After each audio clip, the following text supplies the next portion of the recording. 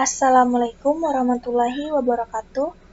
Perkenalkan, nama saya Gita Nanda dari kelas 2O NIM 22044111595. Di sini saya akan menjelaskan tentang materi Natural Language Processing yang diberikan oleh Pak Dr. Edi Wayono, SSMHAM, sebagai tugas UAS Kecerdasan Buatan. Pertama, kita masuk dulu. Nah, kita masuk pada poin kedua. Definisi Natural Language Processing atau disingkat NLP adalah teknologi yang berkaitan dengan kemampuan komputer dalam memahami, menafsirkan, serta memanipulasi bahasa atau perintah manusia. NLP memadukan berbagai teknologi seperti computational linguistic, statistik, machine learning, serta deep learning. Yang ketiga, tujuan instruksi umum. Mahasiswa memahami filosofi kecerdasan buatan dan mampu menerapkan beberapa metode kecerdasan komputasional dalam menyelesaikan sebuah permasalahan, baik secara individu maupun berkelompok atau kerjasama tim. Tujuan instruksi khusus. Poin pertama, mengetahui definisi NLP. Poin kedua, mengetahui cabang dalam NLP. Poin ketiga, memahami salah satu cabang NLP, yaitu gramatika. Poin keempat, memahami proses dalam gramatika, yaitu parser. Poin kelima, memahami implementasi gramatika dalam prolog. Apa itu NLP? Proses pembuatan model komputasi dari bahasa sehingga memungkinkan terjadinya interaksi antara manusia dan komputer dengan perantaraan bahasa alami yang dipakai oleh manusia. NLP memodelkan pengetahuan terhadap bahasa, baik dari segi kata, bagaimana kata-kata bergabung menjadi suatu kalimat, dan konteks kata dalam kalimat.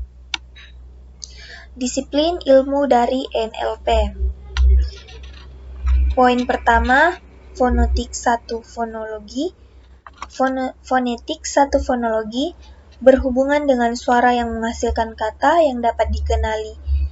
Bidang ini dipakai dalam aplikasi-aplikasi speech-based system. Poin kedua, morfologi.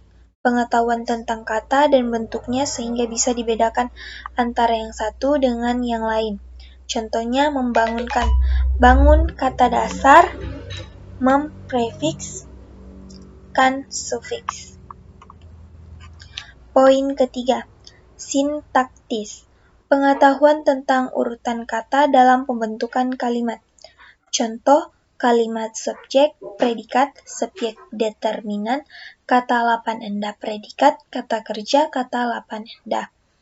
Poin kelima, semantik mempelajari arti. Poin keempat, semantik mempelajari arti suatu kata dan bagaimana arti kata tersebut membentuk suatu arti kata dari kalimat yang utuh. Contoh, ayahku datang membawa buah tangan. Poin kelima, pragmatik. Pengetahuan tentang konteks kata kalimat yang berhubungan erat keadaan atau situasi kata kalimat tersebut dipakai. Contoh, ayah datang diucapkan dengan nada datar, ayah datang diucapkan dengan nada tinggi, ayah datang diucapkan dengan tempo cepat. Poin ke-6, discourse knowledge. Poin pertama yaitu pengetahuan tentang hubungan antar kalimat. Poin kedua, melakukan pengenalan apakah suatu kalimat yang telah dikenali mempengaruhi kalimat selanjutnya. Poin ketiga, penting untuk identifikasi kata ganti orang, keterangan tempat atau aspek sementara dari informasi. Contoh, ibu pergi ke pasar, ia membeli makanan di sana. Poin ke-7, word translator. Poin pertama, suatu pengembangan dari word translator yang sudah ada diharapkan dengan teknik ini hasil terjemahan bahasa akan menjadi lebih sempurna mengikuti kaidah tata bahasa. Poin kedua, terjemahan akan lebih cepat, akurat, bukan lagi dengan sistem menerjemahkan per kata, tapi per kalimat dengan melihat subjek, predikat, objek.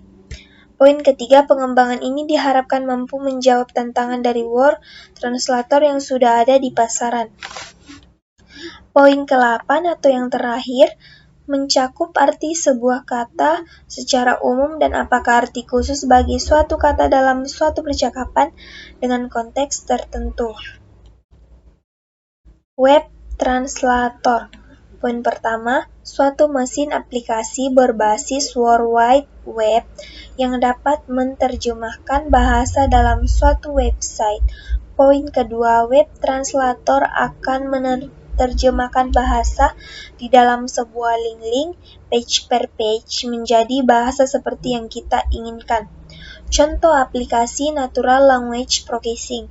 Poin pertama, Elisa, yang dibekali pengetahuan psikologi sehingga beberapa orang yang terdorong untuk mampu merubah sikap dan perilakunya. Poin kedua, Jupiter yang mampu memberikan informasi cuaca melalui telepon.